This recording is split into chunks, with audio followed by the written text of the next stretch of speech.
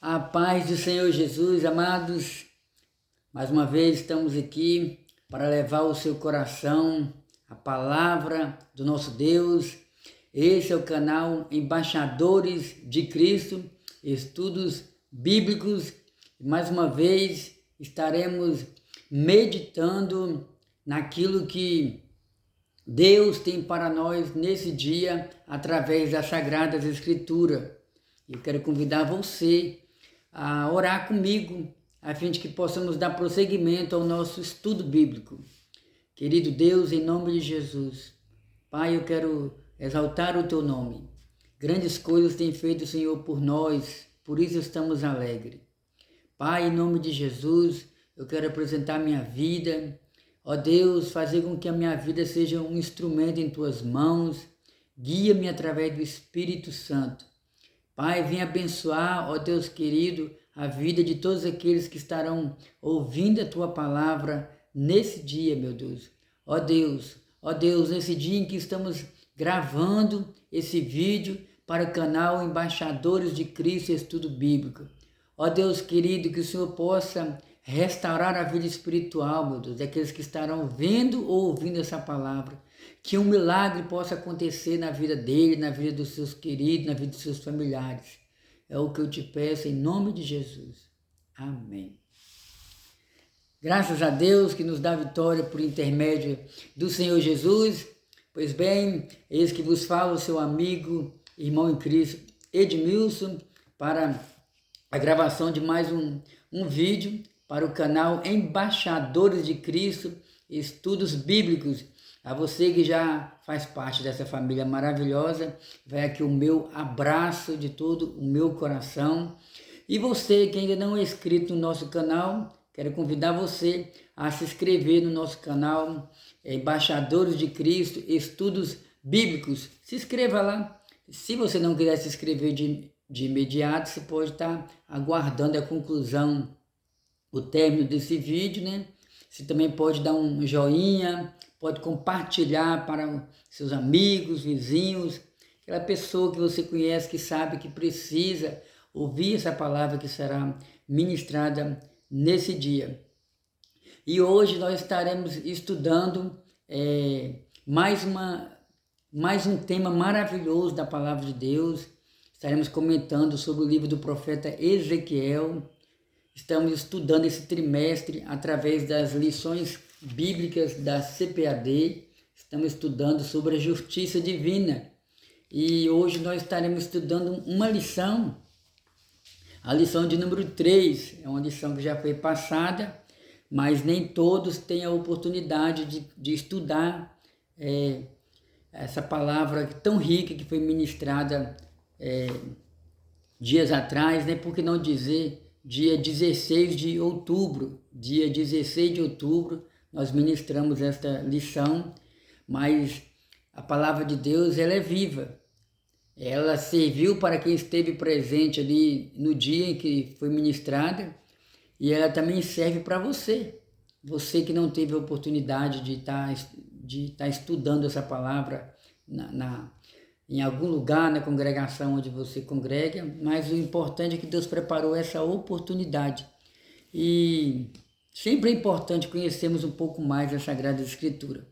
Pois bem, o tema do nosso estudo de hoje é as abominações do templo. Lembrando, né, recapitulando, estamos estudando sobre o livro do profeta Ezequiel.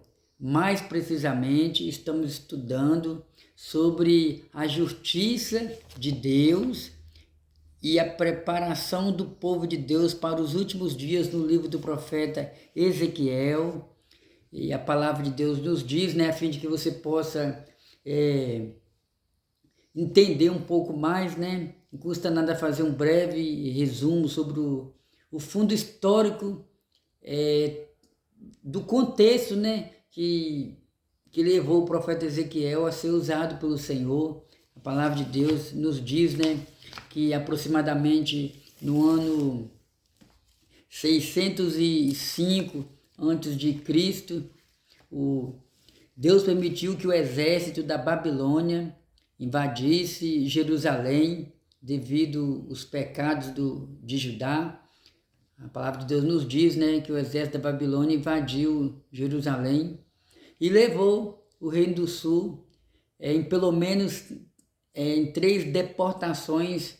Esses judeus foram levados como prisioneiros para a Babilônia e ali eles permaneceram durante 70 anos, porque Deus usou o profeta Jeremias para chamar a atenção deles, dizendo que devido à rebeldia deles, eles iriam ficar em Babilônia por 70 anos. E o profeta Ezequiel, a maioria dos comentaristas bíblicos concordam em dizer que o profeta Ezequiel fez parte da segunda deportação dos cativos que foram levados para a Babilônia, aproximadamente no ano 597 a.C. E ali em Babilônia, né, Daniel foi morar em um assentamento, como diz a Bíblia, né, em um assentamento próximo ao rio Quebar. Isso está registrado no primeiro capítulo do livro do profeta Ezequiel. E o profeta Ezequiel veio de uma família sacerdotal, estava sendo instruído para ser sacerdote ali em Jerusalém, e Deus o chamou quando ele estava com 30 anos de idade. E Deus começou a usar ele para profetizar para os judeus cativos que estavam em Babilônia. E até então a cidade de Jerusalém não estava destruída, o templo não estava destruído, as muralhas não estavam destruídas, e Deus começou a mostrar para o profeta Ezequiel a situação lamentável espiritual em que se encontrava os líderes governamentais de Judá, os líderes religiosos também, porque Ezequiel estava em Babilônia, a cidade de Jerusalém ainda estava de pé, alguns judeus ainda estavam em Babilônia, porque foram 3 deportações, não foram uma atrás da outra no que diz respeito a dias, houve intervalo ali houve um tempo ali. E a palavra de Deus nos diz que Deus começou a revelar para o profeta Ezequiel a situação espiritual em que se encontrava a liderança de Judá. Vamos ver como estava a situação da liderança de Judá, que ainda estava em Jerusalém? Pois bem, estaremos estudando sobre as abominações do templo. Texto áureo. E disse-me, filho do homem, vês tu o que eles estão fazendo? As grandes abominações que a casa de Israel faz para aqui? As grandes abominações que a casa de Israel faz aqui, para que me afaste do meu santuário, mas verás ainda abominações maiores. Isso está registrado em Ezequiel capítulo 8, versículo 16. Verdade prática, o lugar mais sagrado da terra santa se tornou o centro das abominações, e isso serve como prenúncio da apostasia generalizada do fim dos tempos. Aqui existe orientações também por parte do comentarista, né, sobre a leitura diária, ou seja, o comentarista, ele coloca, todos os comentaristas das lições da escola dominical, eles colocam a leitura diária, onde a cada dia da semana você pode estar lendo um texto bíblico na sua casa, juntamente com a sua família, com seus amigos, né? Na segunda-feira ele citou aqui, né, sobre a chocante descrição das práticas abomináveis do templo, Ezequiel 23, 3:7 até o 3:9. Na terça ele citou o culto do bezerro fazia parte desse pacote de abominação, Salmo 106, versículos 19 e 20. Na quarta ele colocou Juízes, livro de Juízes, capítulo 8, versículo 33, a prostituição era parte do culto aos deuses. Quinta, Jeremias 3:8, o culto pagão é o mesmo que prostituição espiritual. Sexta, Abacuque 1:2-4, a corrupção nos vários segmentos da sociedade era parte das abominações. Sábado, ele recomendou para os irmãos estarmos meditando, e você também pode meditar aí na sua casa, né? a grande Babilônia é a mãe das prostituição e abominação da terra. A nossa leitura bíblica em classe se encontra no mesmo livro, né? Ezequiel capítulo 8, versículos 5, 6, versículo 9, versículo 10, 11, versículo 12, 14, 16. E disse-me: Filho do homem, levanta agora os teus olhos para o caminho do norte. E levantei os meus olhos para o caminho do norte, e eis que da banda do norte, à porta do altar, estava esta imagem de ciúme, à entrada. E disse-me: Filho do homem, vês tu o que eles estão fazendo? As grandes abominações que a casa de Israel faz aqui? Para que me afaste do meu santuário, mas verás ainda maiores abominações. Então me disse: entra e vê as malignas abominações que eles fazem aqui. E entrei e olhei, e eis que toda forma de répteis e de animais abomináveis e de todos os ídolos da casa de Israel estavam pintadas na parede em todo o redor. E 70 homens dos anciões da casa de Israel, com Jezanias, filho de Safã, que se achava no meio deles, estavam em pé, diante das pinturas, e cada um tinha na mão o seu incensário, e subia uma espessa nuvem de incenso. Então me disse: Viste, filho do homem, o que os anciões da casa de Israel fazem nas trevas, cada um nas suas câmaras pintadas de imagem? E eles dizem: O Senhor não nos vê, o Senhor abandonou a terra e levou-me à entrada da porta da casa do Senhor, que está da banda do norte. E eis que estavam ali mulheres assentadas, chorando por Tamuz. E levou-me para o átrio interior da casa do Senhor, e eis que estava a entrada do templo do Senhor, entre o pórtico e o altar. Cerca de 25 homens de costa para o templo do Senhor, e com o rosto para o oriente, e eles adoravam o sol, virados para o oriente. Essa foi a nossa leitura bíblica, que está registrada, como eu disse, né, no livro de Ezequiel, capítulo 8. A introdução nos diz assim: a literatura apocalíptica se caracteriza pela presença de símbolos, sonhos e visões. O livro de Apocalipse é um exemplo clássico desse modelo literário. Ezequiel inaugurou esse estilo no Antigo Testamento quando começa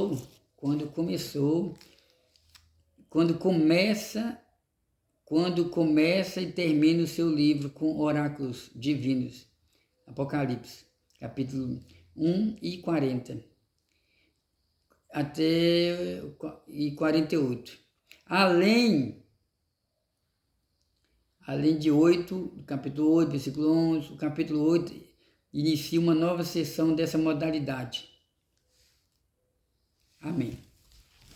Só essa breve introdução aqui, para a gente entender um pouco o que Deus quer nos falar através do comentarista bíblico e mais precisamente através da palavra de Deus.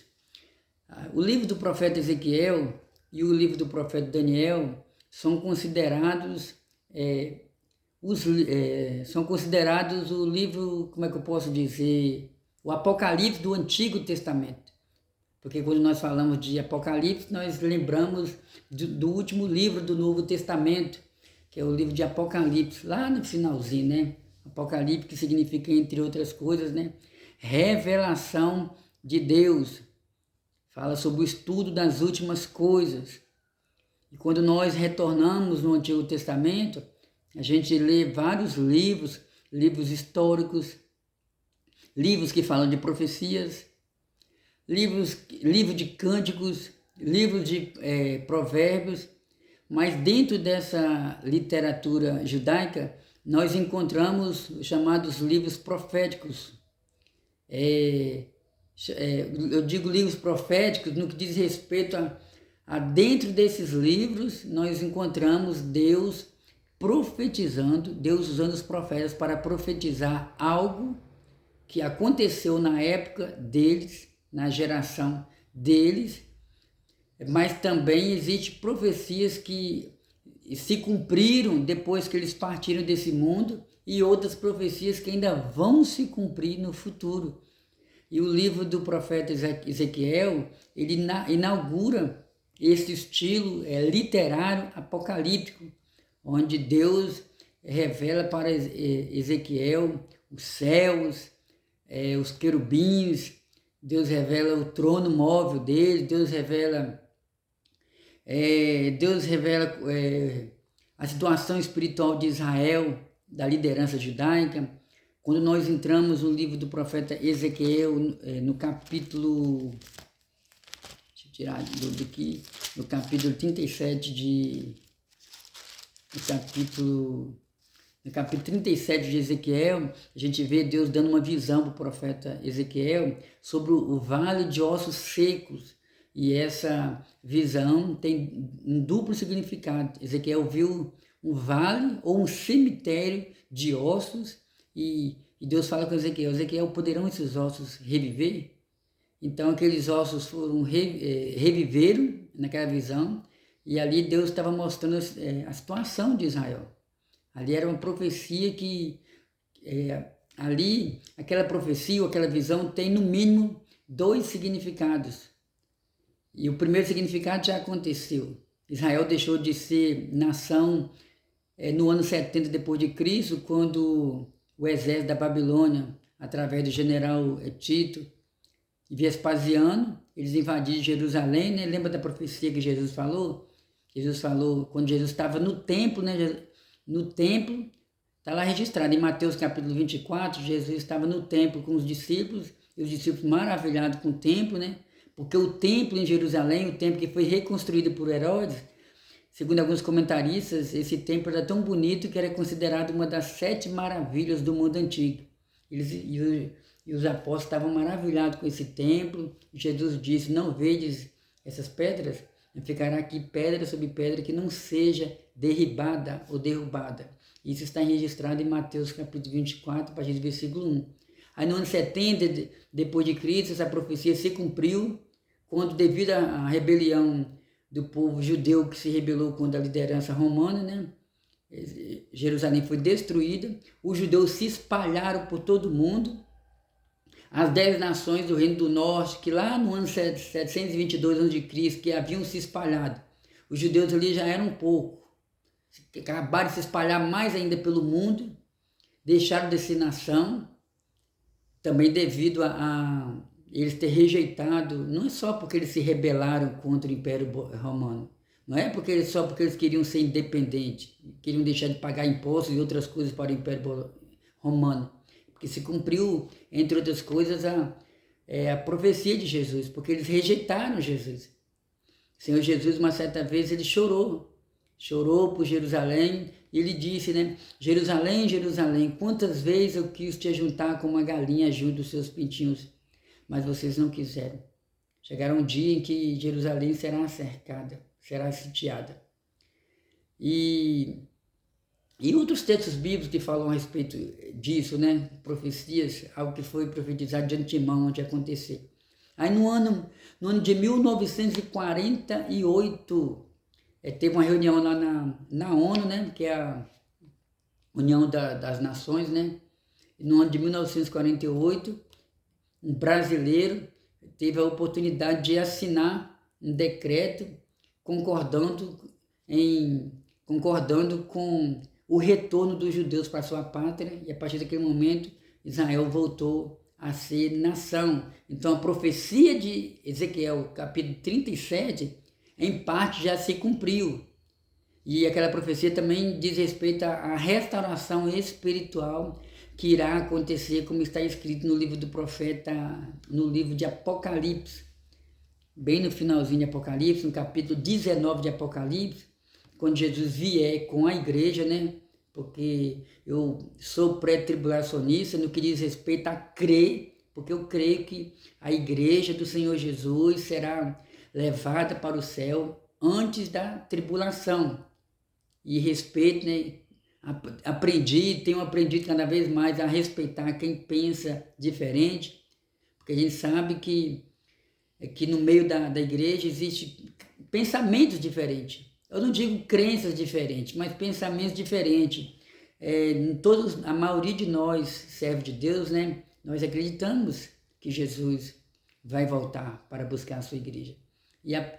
E apenas o que divide nós é questão de opinião, porque existem irmãos que acreditam que Jesus vai vir arrebatar a sua igreja antes da tribulação.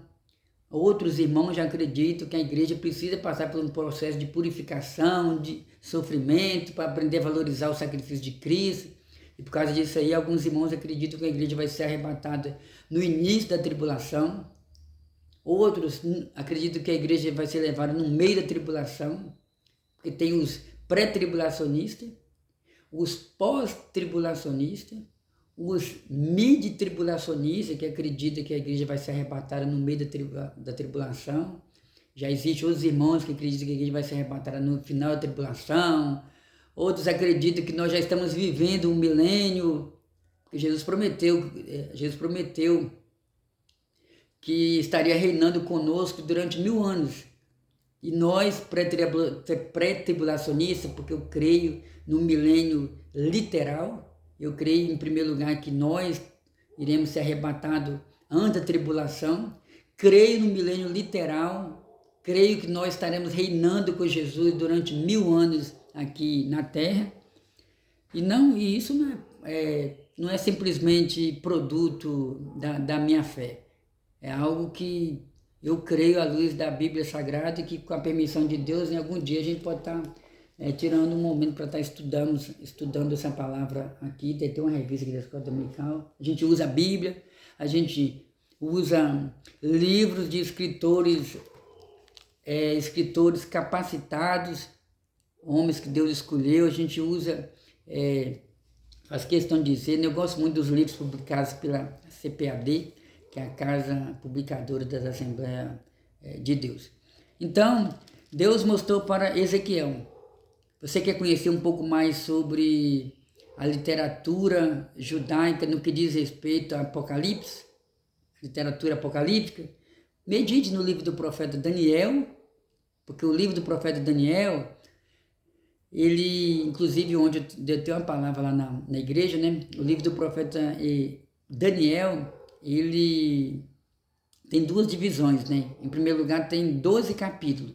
Capítulo de Daniel, o livro de Daniel tem 12 capítulos. E ele não está escrito em ordem cronológica. Então, a metade do livro de Daniel é fatos históricos. Daniel contando as suas experiências ali em Babilônia. E a outra metade do livro de Daniel é algo relacionado a profecias bíblicas. Depois você pode estar meditando isso aí. São visões que Deus mostrou para Daniel sobre o fim dos tempos. Ali fala sobre visões que Daniel teve, sobre Daniel interpretando o sonho de Nabucodonosor, está lá registrado no capítulo 2. Daniel teve visões de vários animais, né? E a gente entende que esses animais simbolizavam vários impérios daquela época, né? Deus mostrou para Daniel o fim do Império Babilônico, o fim do império que veio depois, que foi o Império Medo-Persa, veio o Império da Grécia, que destruiu o Império Medo-Persa. Depois, Deus também mostrou para Daniel o Império Romano, que veio a existir depois da Grécia, mas também que não existe mais como império. Então, a palavra de Deus, a Bíblia Sagrada, é o único livro que profetiza de antemão coisas que ainda vão acontecer e que tem acontecido fielmente do jeito como Deus mostrou. Não adianta os críticos apedrejar a Bíblia Sagrada dizendo que é um livro de loucos, é um livro que conta só sobre a história judaica. De jeito nenhum. A Bíblia Sagrada fala sobre cultura, fala sobre fatos históricos, fala sobre a origem do povo judeu, fala sobre profecias, fala sobre alimentação, bons conselhos, como se comportar na sociedade, em família e assim por diante. Então essa palavra, como está a sua vida? essa palavra tem a resposta para você, para os seus dilemas, está em dúvida? Deus tem a orientação para você. Está preocupado? Deus tem a orientação para você. E sobre a visão do profeta Ezequiel, a segunda visão, as visões do capítulo 1 até do capítulo 1, versículo 11, são parte de uma única unidade literária.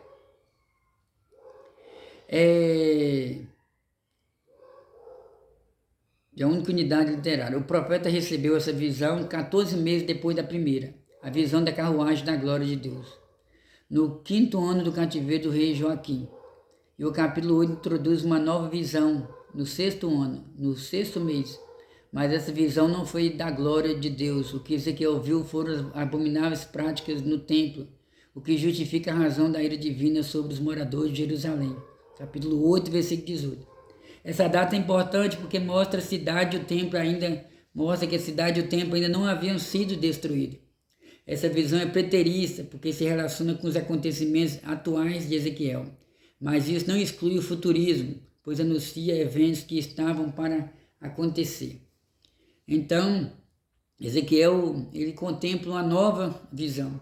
A primeira visão do profeta Ezequiel está registrada no 1º capítulo, quando Ezequiel conta, que ele estava próximo ao rio Quebar, e ele teve aquela visão de Deus, onde ele conta que os céus se abriram, e ele viu anjos chamados de querubins, e cada um desses anjos tinha 4 rostos, tinha 4 asas, e voavam. E quer saber mais sobre essa visão? Depois você pode estar voltando, ouvindo, assistindo um dos nossos vídeos aí. E se você não tiver tempo para assistir os vídeos, você pode estar lendo. A palavra de Deus aí está registrada em Ezequiel capítulo 1, onde fala sobre a primeira visão de Ezequiel. E 14 meses depois, Ezequiel volta a ter uma outra visão da parte de Deus. E nessa outra visão, a palavra de Deus nos mostra que Ezequiel estava em Babilônia e Deus dá uma visão espiritual para Ezequiel, e Ezequiel começa a ver a situação em que se encontravam os líderes religiosos ali em Jerusalém, Lembrando que o templo de Jerusalém ainda não havia sido destruído. É por isso que o comentarista ele deixa bem claro que a visão que Ezequiel teve é considerada uma visão preterista, porque ele estava relacionado aos acontecimentos contemporâneos, atuais, na ocasião em que Ezequiel estava vivendo. E como estava esse povo? O que eles estavam fazendo de tão errado diante de Deus? A liderança religiosa de Judá, que ainda não havia sido destruído ou levado como prisioneiro para a Babilônia. As visões das abominações do templo. Agora nós vamos ver o que Deus mostrou para Ezequiel. A visão no capítulo 8 destoa das demais visões do próprio Ezequiel e demais profetas do Antigo Testamento. Ele foi levantado pelo Espírito Santo entre os céus e a terra e levado a Jerusalém numa visão. Glória a Deus. Que experiência maravilhosa Ezequiel teve, né? As visões de Deus mostram fatos que estão acontecendo no ato da revelação e que ainda vão acontecer a curto, a médio ou a longo prazo. E até mesmo no contexto escatológico, ponto. Daniel teve visões de coisas futuras, nós já falamos sobre isso. E da mesma forma o apóstolo João, lembra? Está lá em Apocalipse, né? Daniel teve visões de coisas que estavam acontecendo ali no Império Babilônico, mas também teve visões de profecias, né, que ainda iriam acontecer. Como está escrito, uma das profecias está registrado no último capítulo do livro do profeta Daniel.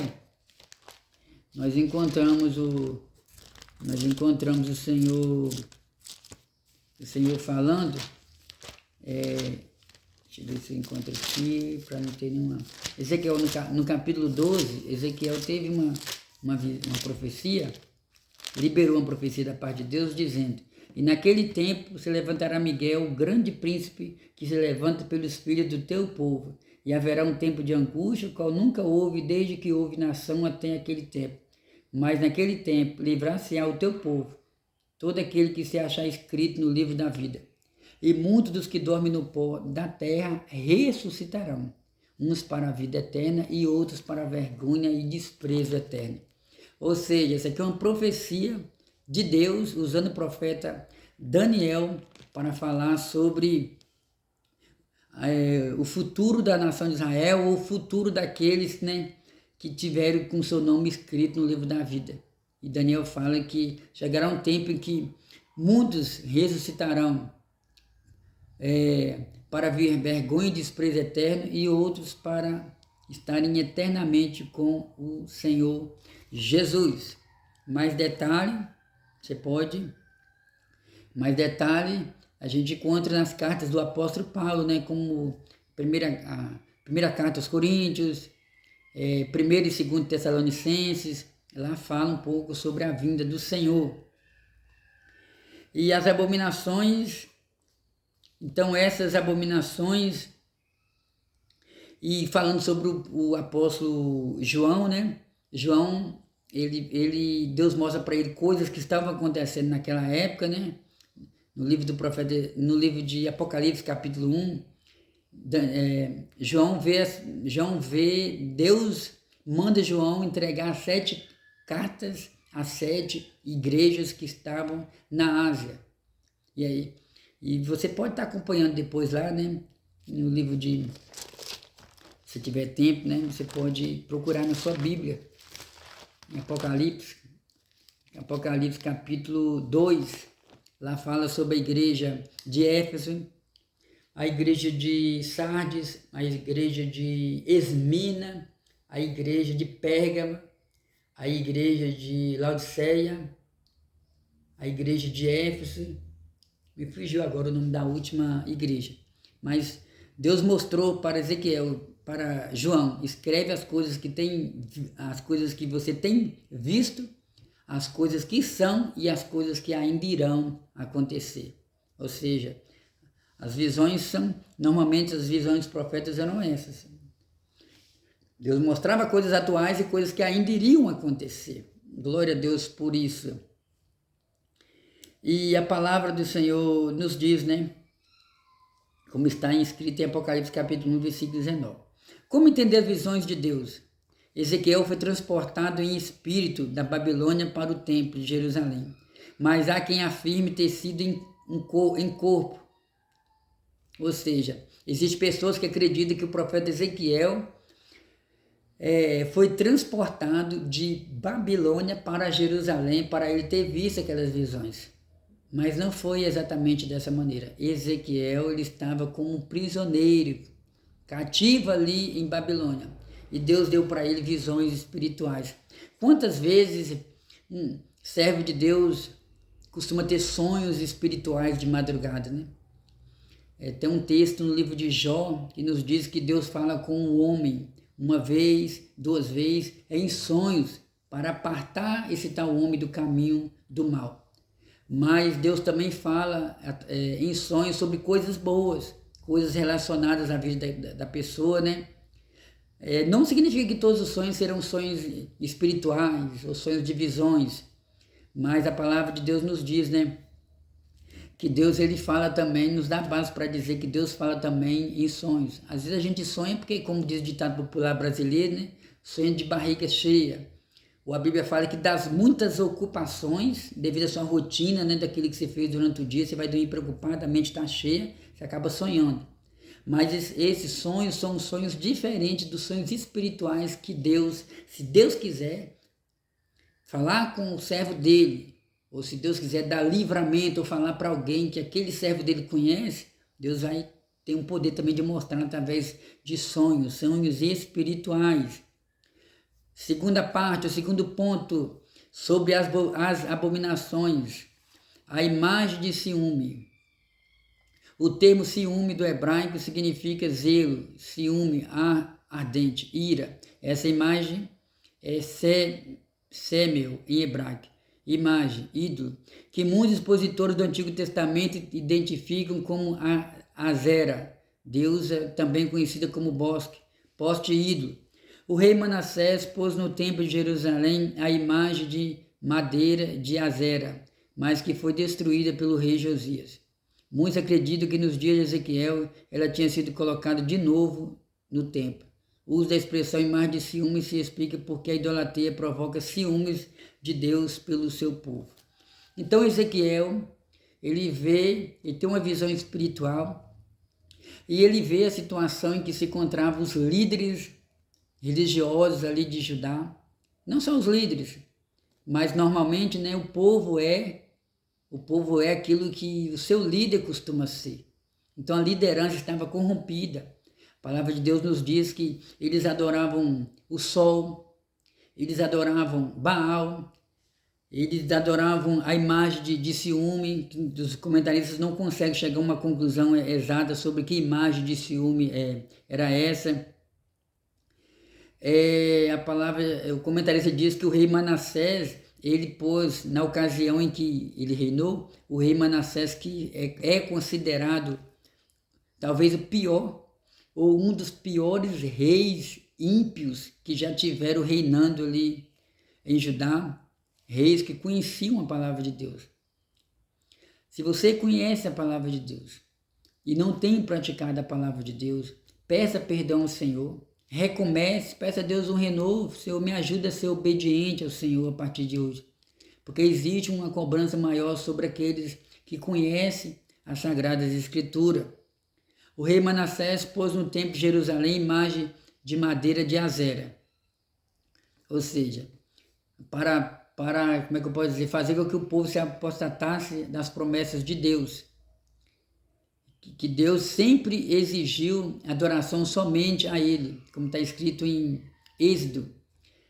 Tem um texto no Êxodo, acho que capítulo 20, né? O Senhor fala, né? Ouve Israel, adorarás somente ao Senhor.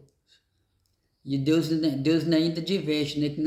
Que Israel não poderia adorar nada de que existisse no céu. Sol, lua, estrela, ou na terra, ou qualquer outra pessoa. Adorarás somente o Senhor. Então essa imagem de madeira de Azera, ela foi destruída pelo rei Josias. A imagem que o rei Manassés havia colocado em Jerusalém foi destruída pelo rei Josias. O rei Josias reinou antes do cativeiro. Mas na época do profeta Ezequiel, assim que iniciou o cativeiro, aquele povo já estava corrompido, se corrompeu mais ainda. E eles então pegaram essa imagem de escultura, pegaram outros ídolos de madeira, que tem boca, mas não fala, tem olhos, mas não vê, tem ouvidos, mas não ouve, tem nariz, mas não cheira, tem mãos, mas não apalpam. Ídolos de madeira, que se cair de uma altura de 50 centímetros se quebram. Então a gente não deve adorar objeto nenhum que a gente possa ocupar o coração, o lugar que deve ser só do Deus Todo-Poderoso. Deus não aceita dividir, Deus não aceita em ver o servo dele, conhecedor da palavra, a serva dele, dividir a adoração que deve ser destinada somente a ele. E você tem prestado culto a quem? Você tem adorado somente a Deus? Ou você tem procurado intermediários? Jesus falou que ninguém vai ao Pai não ser através de mim. E o apóstolo João, juntamente com Pedro, ele nos diz que debaixo do céu só existe um nome dado entre os homens pelo qual importa que sejamos salvos. Paulo várias vezes fala que Jesus é o único mediador, o único intermediário entre o homem e Deus. Entre o homem e Deus. Quer ir até Jesus? Não procure atalhos. Eu vou pedir a Deus em nome de fulano, em nome de Bertano, em nome de ciclano. Se você tem agido dessa maneira até hoje, abandone essa crença errada, esse pensamento errado, essa filosofia errada. Deus, Ele não vai responder suas orações. Você precisa pedir a Deus em nome de Jesus, somente em nome de Jesus. E aquele povo ali, a palavra de Deus nos diz que aquele povo, eles chegaram ao ponto de cultuar aos animais, aos répteis, né? É o que nós observamos aqui no segundo subponto. tem um segundo ponto e aí vem um segundo subponto. No primeiro subponto nós aprendemos sobre a imagem de ciúmes. E o segundo subponto, o culto aos animais e aos répteis. Esse culto pagão mostra o seu aspecto secreto e clandestino. Nessa visão, o profeta precisou cavar um buraco na parede para ver o que se passava nas câmaras do templo. Ezequiel viu pintado na parede, no interior da casa de Deus, toda sorte de animais abomináveis e répteis, além dos ídolos do povo. A zoolatria significa adoração aos animais. Ela é típica dos egípcios, que viam neles mais que símbolos ou emblemas.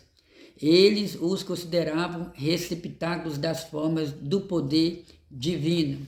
Então, o comentarista ele deixa bem claro, né, que os egípcios eles tinham essa cultura de adorar animais e infelizmente,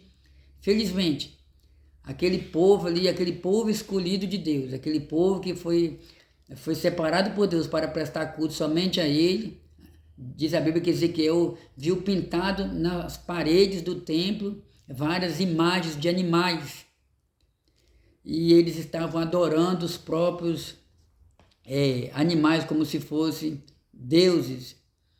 E hoje também, né, a gente sabe que infelizmente em várias partes desse mundo, como principalmente ali na Índia, né, é onde as pessoas se curvam diante de animais, adoram vacas, adoram rato, barata, faz parte da cultura deles, mas eles estão cegos espiritualmente, ainda não tiveram encontro com o Deus da Bíblia Sagrada. Porque a partir do momento que a pessoa tem encontro com o Deus da Bíblia Sagrada, o Deus verdadeiro, a pessoa entende que isso tudo é pecado, que isso tudo é errado.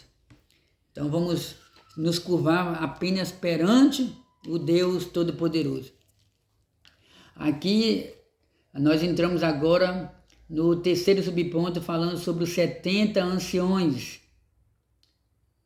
Os 70 anciões que estavam ali naquela visão que o profeta Ezequiel recebeu da parte do Senhor.